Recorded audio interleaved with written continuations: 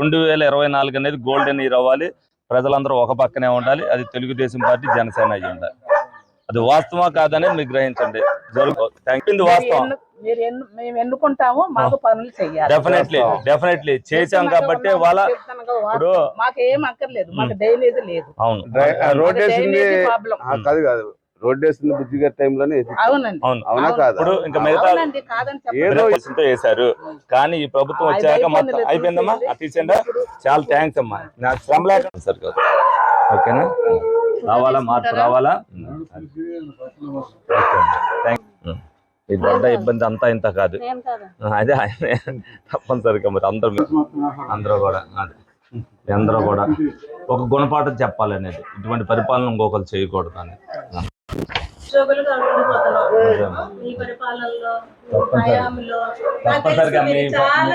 Financial గా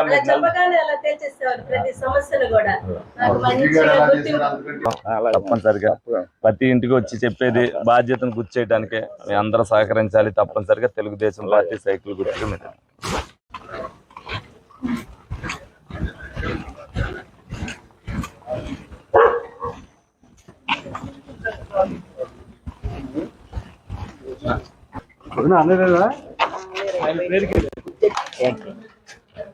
మాకు ఆ ప్రభు దీవులను మీరు కూడా ఇప్పించాలి తప్పనిసరిగా. అందరు సహకారం, మంచి కోసం పోరాటం చేస్తున్నాం మేము.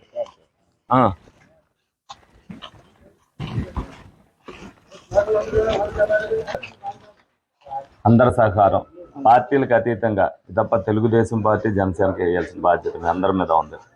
ఇటువంటి పరిపాలన ఉండకూడదు అనేది మీ అందరూ కూడా చూపించాల్సిన బాధ్యత మీ అందరూ. మనుగడకు ప్రమాదం వచ్చే పరిస్థితులు ఉన్నాయి కాబట్టి మనం అందరం కూడా ఒక తాటి మీద ఉండాలనే కోరిక తెలుగుదేశం పార్టీ, జనసేన పార్టీకి మరి మీరు వేసి మా మద్దతు మీకు తెలపాలి. సంకల్పయాత్రలో భాగంగా మరి 23, 24 డివిజన్లు శనివారపేటలో తిరగడం జరుగుతుంది. ప్రతి వాళ్ళు కూడా, ఎందుకంటే ఉదయం పూట వాళ్ళందరూ ఇంటి దగ్గర ఉంటారు, వాళ్ళందరికీ కూడా ఎక్స్ప్లెయిన్ చేయాలి జరుగుతుంది అనేది. వాళ్ళందరూ కూడా చెప్తున్నారు, లోగడ మేము ఓట్లు వేసిన మాట వాస్తవమే, కానీ 5 సంవత్సరాల్లో ఏ విధమైన పని జరగలేదు, ఏ విధమైన అభివృద్ధి జరగలేదు.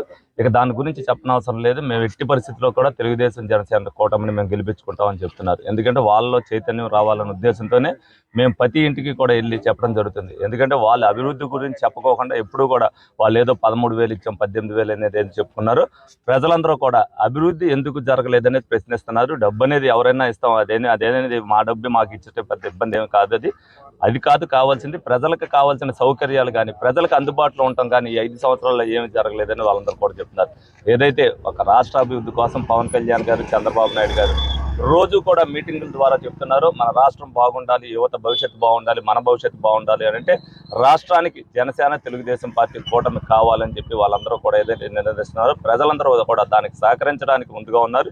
ఏదేమైనప్పటికీ కూడా రానున్న రోజుల్లో 160 సీట్లు తెలుగుదేశం, జనసేన కూటమి గెలుచుకుంటే తప్పనిసరిగా ఇప్పుడు బీజేపీ కూడా మద్దతు ఇచ్చింది. దేనికంటే రాష్ట్రం కోసం, రాష్ట్ర భవిష్యత్తు కోసం. ఏదైతే మోడీ గారు అమరావతికి శంకుస్థాపన చేశారో, నేను శంకుస్థాపన చేసిన అమరావతి మళ్ళీ నిర్మించాలి, నేను ఉండాలి మీకు సపోర్ట్గా అని చెప్పి ఆయన కూడా రావడానికి ఎంతో హర్షంగా రేపు 17న ఆ సభను కూడా విజయవంతం చేయాలని ఈ సందర్భంగా అందరినీ కూడా కోరుకోవడం జరుగుతుంది.